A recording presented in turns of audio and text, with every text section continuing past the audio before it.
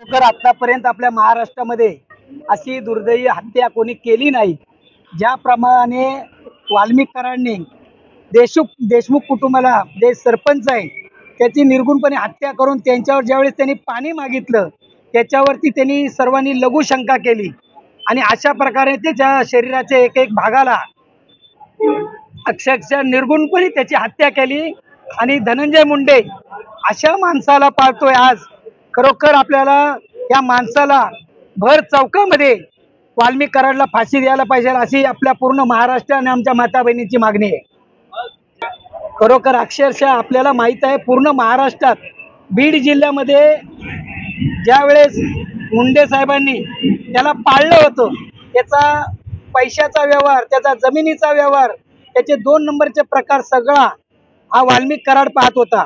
आणि आता पूर्ण यावेळी मुंडे साहेबांना माहीत असताना देखील त्याला पाठीशी घालून पूर्णपणे वाचवण्याचा प्रयत्न केला।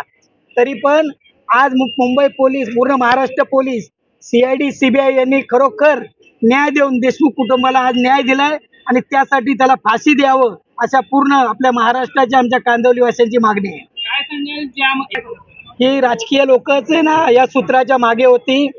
जे 2 नंबरचे यांचे प्रकार होते रेतीचा व्यवसाय असू दे जमिनीचा व्यवसाय असू दे त्याच्यातून ही हत्या घडली।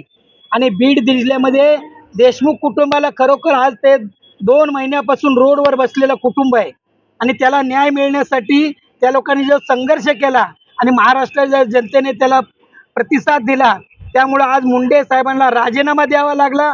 आणि राजीनामा नाही त्यांची आमदारकीही रद्द करावी आणि खरोखर त्यांना त्या शिक्षा पात्र गुन्हेगार ठरवावे ही देखील आमची मागणी आहे।